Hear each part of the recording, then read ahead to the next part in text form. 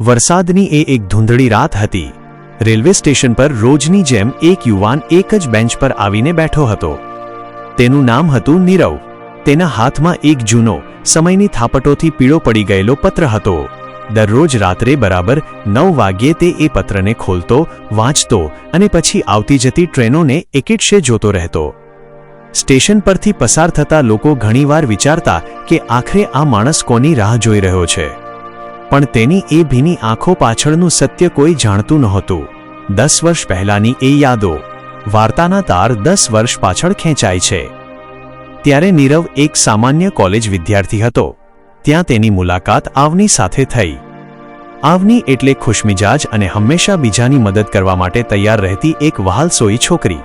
ધીમે ધીમે બંનેની મિત્રતા ગાઢ બની અને ક્યારે એ મિત્રતા પ્રેમમાં બદલાઈ ગઈ એ બંનેમાંથી કોઈને ખબર જ ન પડી. પણ મુશ્કેલી એ હતી કે બંનેએ ક્યારેય પોતાના દિલની વાત એકબીજાને કહી નહોતી.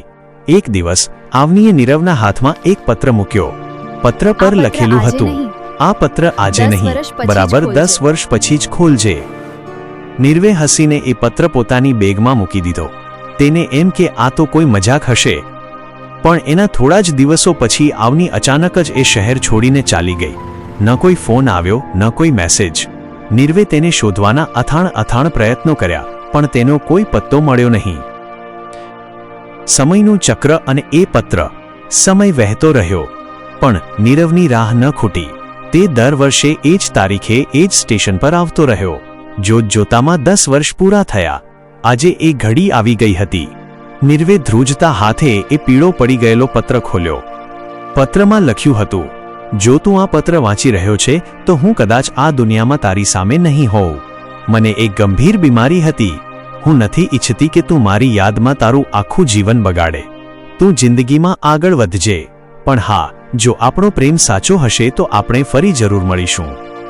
પત્ર વાંચતા જ નીરવની આંખોમાંથી આંસુ વહી પડ્યા.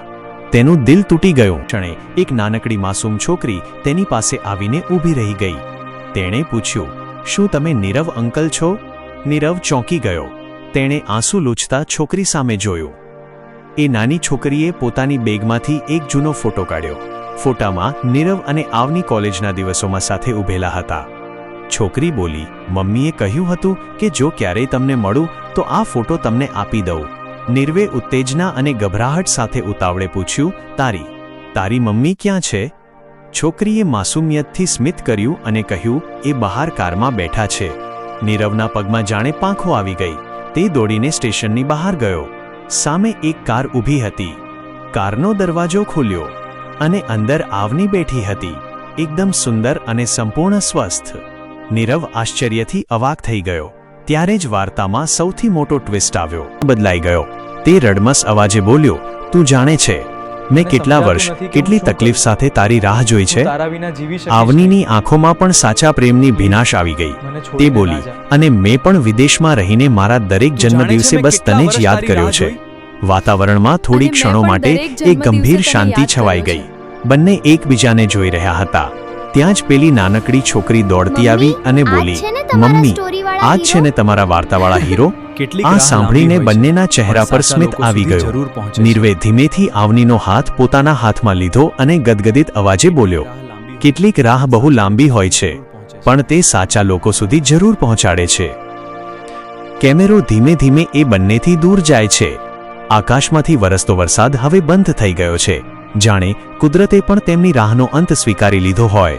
અને સ્ક્રીન પર છેલ્લું વાક્ય દેખાય છે, સાચો પ્રેમ સમયથી નથી હારતો, શંકાથી હારે છે. લાંબી હોય છે, પણ સાચા લોકો સુધી જરૂર પહોંચે છે.